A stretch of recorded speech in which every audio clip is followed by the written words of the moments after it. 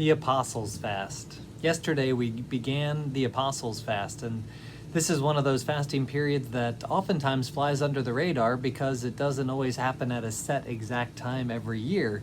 And in fact, according to the calendar that we use, it some years doesn't even exist.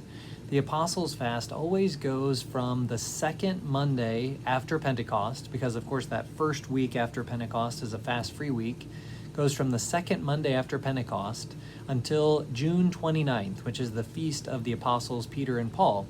This year, the fast is exactly 2 weeks, which is pretty average for the Apostles' Fast, but some years, which I believe next year is one of those years, it's about a month long, and other years, it doesn't even exist because that second Monday doesn't fall until after the feast of St. Peter and Paul already. So it's one that can easily fall under the radar for us. But this year, I'm glad that we have it, and I'm glad that that it's not too terribly long, because I think we need it.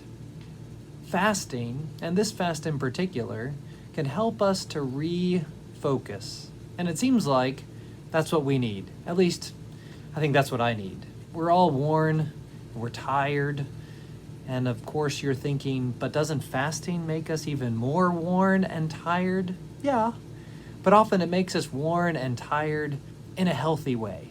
You know that tired feeling that you feel when you've done a good work? That's the sort of tired and we feel when we are going through a fast faithfully. Because the fast can refocus us. It can refocus our attention. I think for a lot of us, we've lost track of days, we've lost track of time, and now it's an opportunity for us to enter into a fast where we have to remember the day again, where we have to be conscientious, where we have to be mindful and watchful, and where we're asked to be obedient.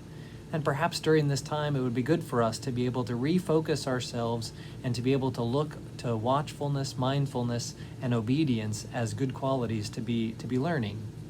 Secondly, the fast is a great opportunity for us to remind ourselves of our love for God over and above everything else. And it might seem odd to think about fasting as a way to show our love, but the reality is we're showing God in a very concrete way when we fast that we love Him more than we love these things that are pleasing to our senses. Because of course, in particular food, which we most often think about when we're thinking about fasting, food is something that we love to taste, we love to eat. And when we are willing to deny ourselves something that is very pleasing to our senses, when we do that as an outpouring of love, it becomes an offering to God. And it becomes a way that we're able to say, you know what, God, I love you more than I love this particular food, or this amount of food, or whatever it is that we are feeling, so that we're able to remind ourselves that we love God more than we love the things that are pleasing to our senses. And that's something that is extremely hard, but a good reminder for us nonetheless. Finally, this particular fasting period, because it falls in this understanding where we've gone through Great Lent and Holy Week and Pascha and the Ascension, and then we've even received the Holy Spirit on the Feast of Pentecost, and because it's connected to the lives of the apostles, this particular fast gives us an opportunity to really ask that question, now what? What are we doing in our own apostolic ministry, in our ministry to the world? How are we going to spread the gospel just like the apostles did? Now, it doesn't mean that we have to go out and preach a sermon or anything like that, but we do need to ask ourselves that question, now what? We've seen the great work of our salvation in all of the feasts that we celebrated about Christ. We've received the Holy Spirit, and the question is, what are we going to do about it?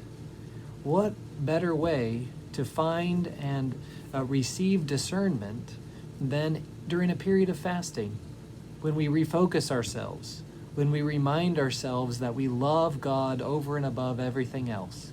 There's no better way for us to then find that discernment of how we move forward from here.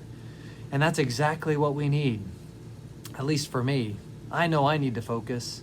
I know I need to remember that I at least am supposed to love God more than I love the things that please the senses. And I know that I need discernment and wisdom in knowing what to do next as we look at this world and we see how in the world can it be better.